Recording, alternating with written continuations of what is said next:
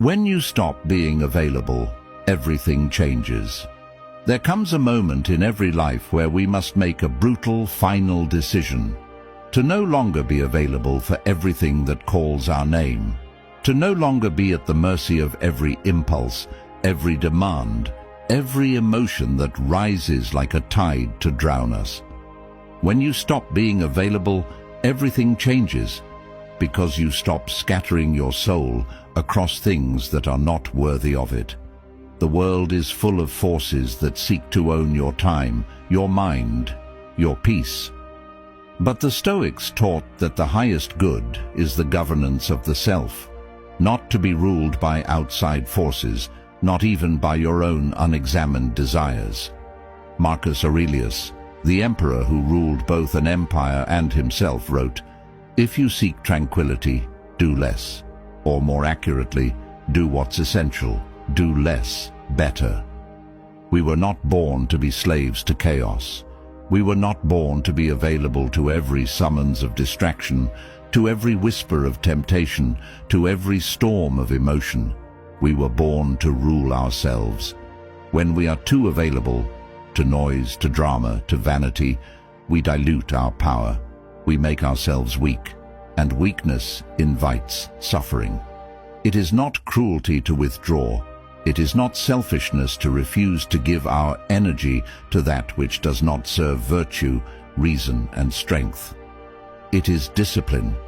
It is the highest act of self-respect.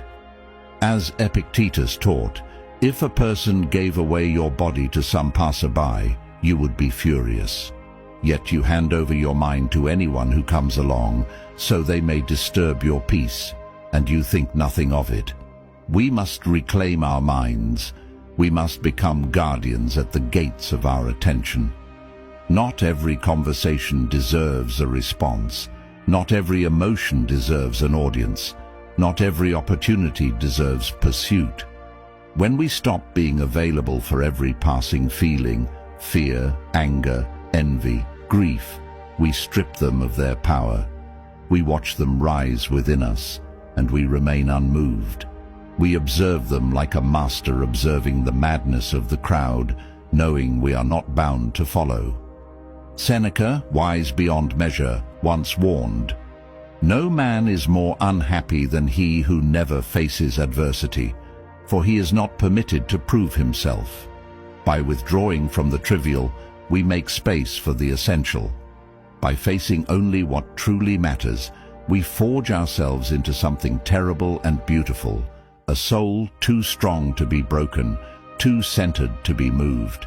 And yes, when you stop being available, you will lose things.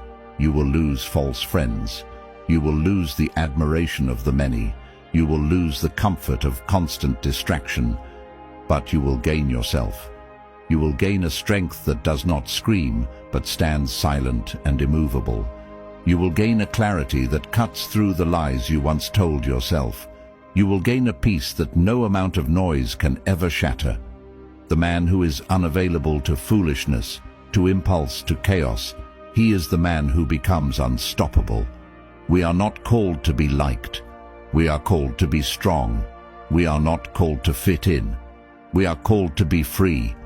When you stop being available for everything, you start being available for what matters, your purpose, your virtue, your destiny. And in that sacred space you carve out, in the silence left behind when the noise is banished, you will finally hear the voice you were meant to obey all along, your own. The more you withhold yourself, the more you become whole. Every time we say yes to what is beneath us, we tear a piece from our soul and hand it to the winds. Availability is not generosity, it is surrender. And the man who surrenders himself to every passing thing forgets who he is. The Stoics knew this well. As Cleanthes taught, the willing are led by fate, the unwilling are dragged. When we are too open to everything, we are dragged by the world, by its fears, its greed, its vanity. But when we close the gates of our attention, when we guard our mind as the Romans guarded their citadels, We stand firm, led only by reason, by purpose, by inner strength. To withhold yourself is not to hide. It is to consolidate your soul into something dense, immovable, and indestructible. It is to say, I am not for everything, I am for what is worthy. And once you choose to live this way, the world, which once tried to consume you, will find you untouchable.